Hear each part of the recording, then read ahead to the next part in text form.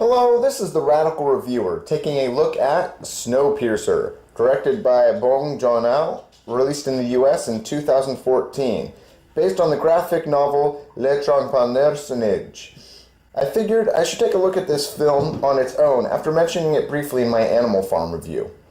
The key idea of this film is a critique on modern society. All of humanity lives on a train, which is a class-based, self-contained system. A biodome meets in time, if you will. The film is about the actions, ideologies, actors, and motivations involved in corrupt systems and revolution. Let's take a look at the film in depth. Spoilers ahead. Firstly, the cause of the dystopian future is a metaphor for the entire story. Humanity faces global warming, and rather than change human behavior to coincide with nature, civilized society decides to flood the atmosphere with chemicals, which in turn causes the Earth to plummet into an ice age. This mirrors the story because the train is maintained through human-imposed so-called natural preordained order, which is in fact not so perfect and is a decaying and eroding system. But I'm getting ahead of myself. First, the film introduces the tail section of the train, which is in utter destitution. They are managed by assault rifle-wielding soldiers. Very militarized ghetto, third world dictatorship, District 9 style. We see right off the bat that the people of the tail section are seen as chattel, or worse. They're counted as animals and referred to as a resource. For example, one soldier says, "Not both?" "Yes, both hands." When looking at the protein blocks for a secret message, which is the tail section's key to the outside world, a young boy named Timmy has it and will only trade it for the ball, symbolizing their lack of anything but the bare necessities. What's more important here, though, is the boy says, "in the whole wide train." In the whole wide train? In the whole wide train. Showing that people, especially train babies, look at the outside of the train the way we look at a world without capitalism. There's just nothing out there. The train is it. Tina, there is no alternative. This message is hit home further when Curtis says, "We control the engine, we control the world." Speaking of Curtis, let's look at the relationship of three of our main protagonists. Edgar idealizes Curtis as a natural revolutionary leader, a Che Guevara character, if you will, and Curtis idealizes Gilliam as the philosophical brains of resistance, along the lines of a Karl Marx. Gilliam, by the way, is a reference to Carey Gilliam, who has directed such dystopian films as Brazil and 12 Monkeys. Back to the story. Two children are taken, again, as resources from the tail section, and the father of one lashes out and throws a shoe at the leader Wilfred, second in command. This is where we meet the character Mason, who corrects this disobedient behavior by freezing the man's arm outside the train. Mason is a mouthpiece of power, like Squealer for those who are familiar with Animal Farm. Apparently, Mason was originally written to be played by John C. Reilly, which would have been pretty interesting. Anyways, Mason is a mouthpiece of authority and the dominant ideology, and fanatically adheres to Wilfred, the train, the preordained order, all of it. She uses a contorted hand gesture key motion in her speech, which symbolizes the mechanical way those in power depict the natural order of things. This is the cutting the foot to fit the shoe. That is, humans treating nature as mechanical to their own demise. Derek Jensen has referred to violence and hierarchy, saying that violence cannot go up the hierarchy. For example, if a factory cuts corners, which results in employee deaths, that's merely an accident, which would result in a minor suit. But if a protester breaks a company window as an act of protest, they're a terrorist inciting a riot. We see the same thing here. The man who threw the shoe, a minor act, is punished by having his entire arm removed. Mason and the other higher-ups are very pleased and amused with the brutality. The act is met with paternalistic musing from Mason, comparing the act of throwing the shoe to chaos and death, stating this. "This is not a shoe. This is disorder. This is size 10 chaos. This, see this? This is death." An artist draws the show trial taking place, and it is shown that the artist has depicted many of the historical events on the train. This is the proletariat's social history. The artist is creating social memory. After this, Gilliam tells Mason that he and Wilfred need to talk. Mason says Wilfred has no reason to come back here. This shows that Mason, the mouthpiece, sees the hierarchy of the train at face value and doesn't know the inner workings of power. For example, that Gilliam and Wilfred speak regularly. Revolution breaks out and the tail section people begin moving up the train. They stop at a jail section and release Namgung, a security specialist who will open train doors for them in exchange for the drug Chrono. The fact that Namgung is middle class is important here, and I'll address that later. There are windows in the next car, and the tail sectioners see outside for the first time in years. Seeing the outside is useless, however. They can't go out there, so there's no point in looking. I believe Nerdwriter addressed this point well, so I don't need to go into it here. The following room is where the protein blocks are made. Sure, it's important that the protein blocks are made from bugs, and that the worker of the machine eats them too, so he has accepted the station in life and accepted that the protein blocks are made from bugs. But the real thing to notice here is that he has to work much of the machine himself because many parts have gone extinct.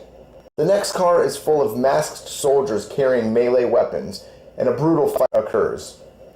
The fighting is stopped while the soldiers count down to the Happy New Year. 9, 8, 7, 6, 5, 4, 3, 2, 1.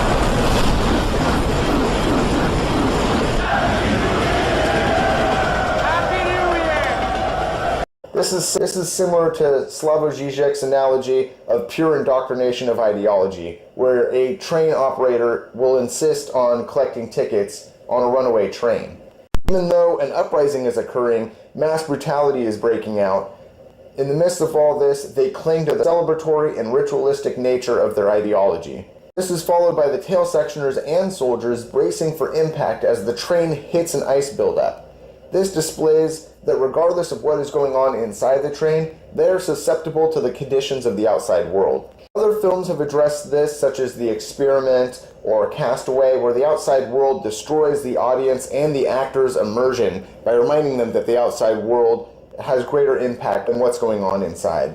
The brutal fighting continues again. Mason and the other higher-ups enjoy the brutality, Roman gladiator style. In the fighting, Edgar is captured, and Mason is wounded, and Curtis must decide if he is to go backward and save Edgar or push forward and stop Mason.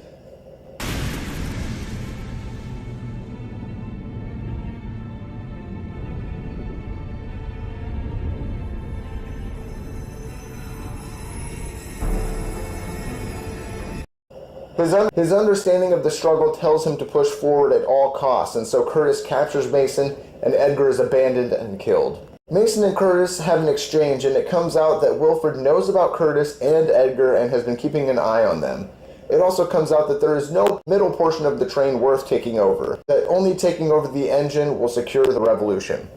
This is along the lines of the Dead Prez lyric, "Take over, not a makeover," that piecemeal reforms will not solve the injustices, systemic change is needed.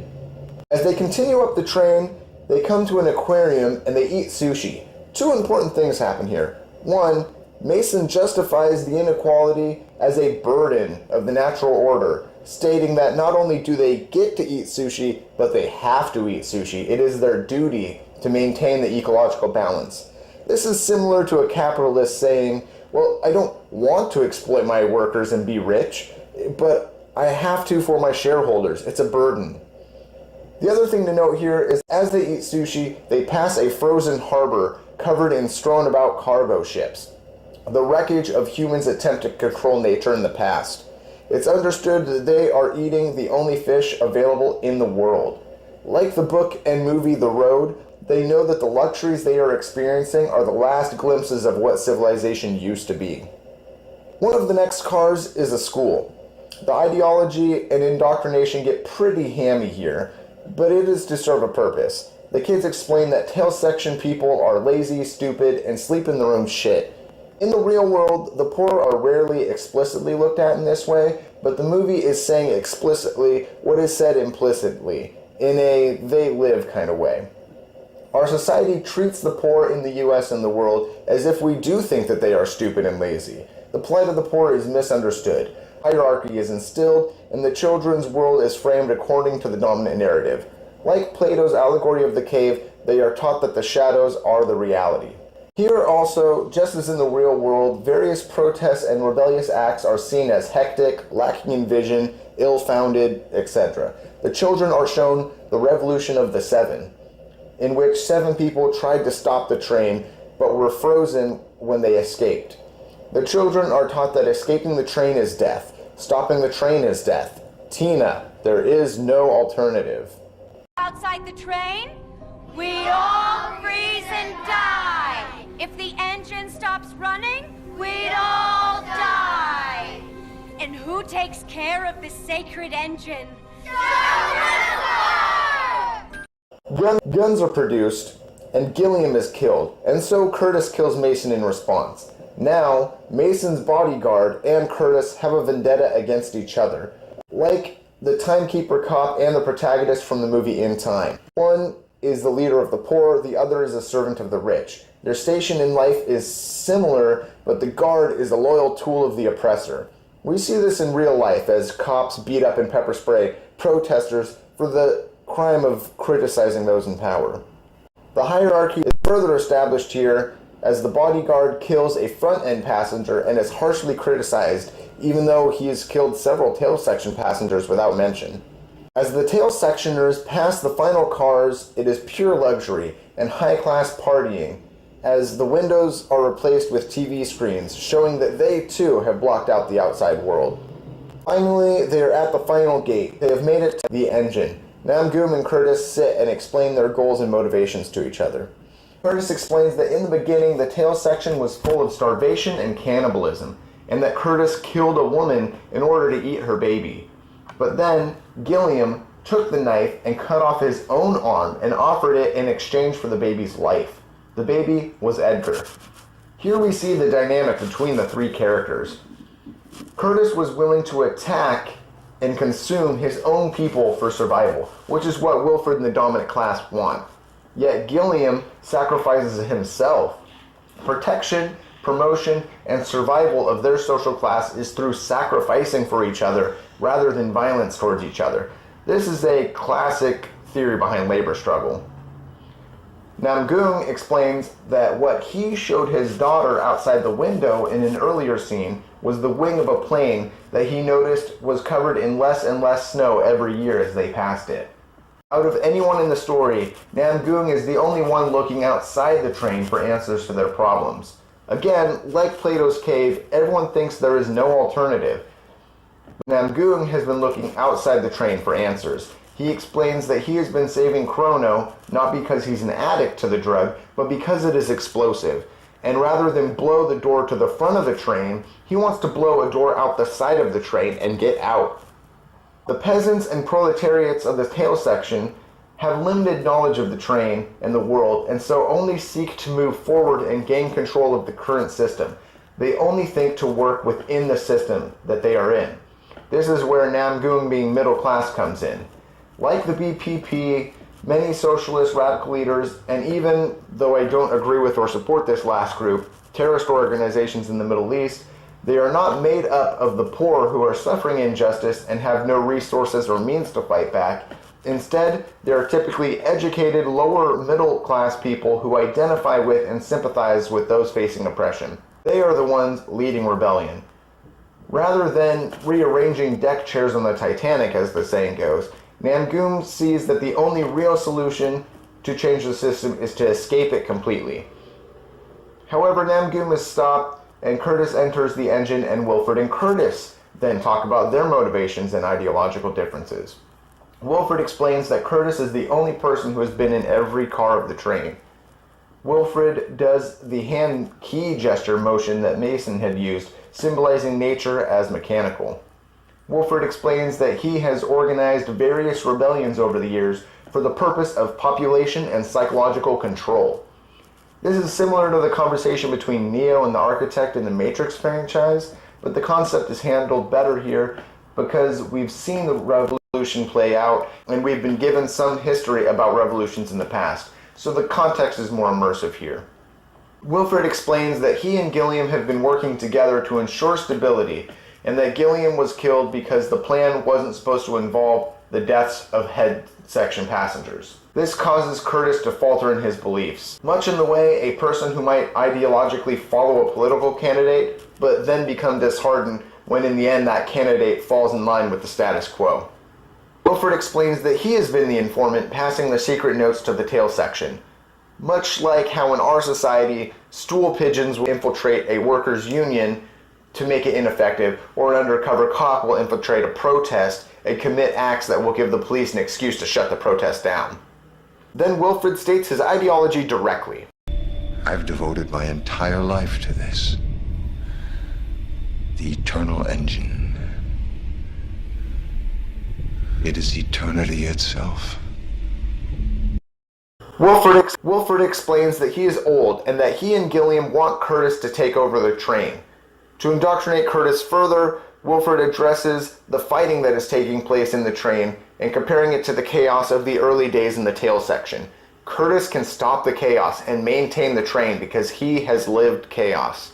He has seen every car in the train and should see, Tina, there is no alternative. Curtis is starting to believe it. He sees the pure calculations of the clean engine section and starts to come over to Wilfred's interpretation of the train and society.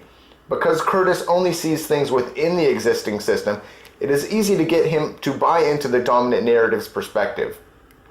But then, Namgoom's daughter Yona opens the floorboards and reveals Timmy, one of the small boys taken from the tail section in the beginning of the movie, is crammed inside the floor and has replaced part of the train that has gone extinct.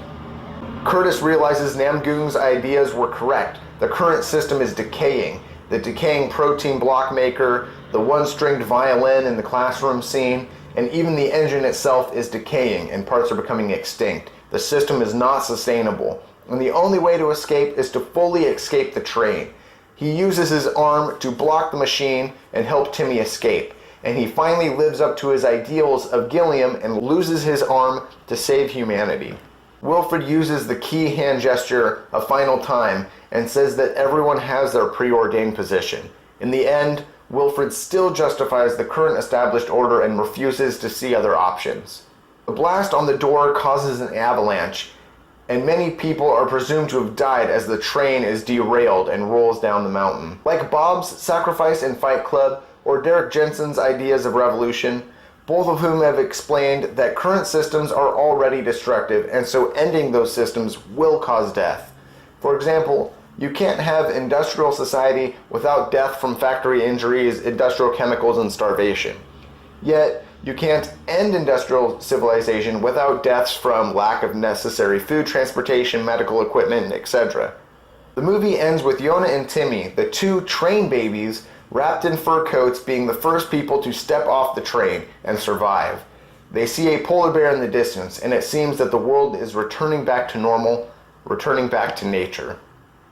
To finish my analysis, I want to explain how this film changed how I think. The movie is definitely cheesy and hammy at parts.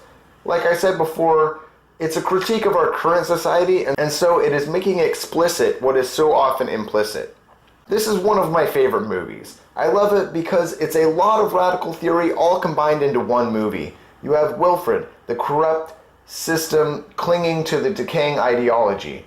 You have Mason, the mouthpiece of power, fanatically following the corrupt system even though she knows nothing of its inner workings. You have the bodyguards, who are exploited by power but still fight the proletariat and protect the powerful.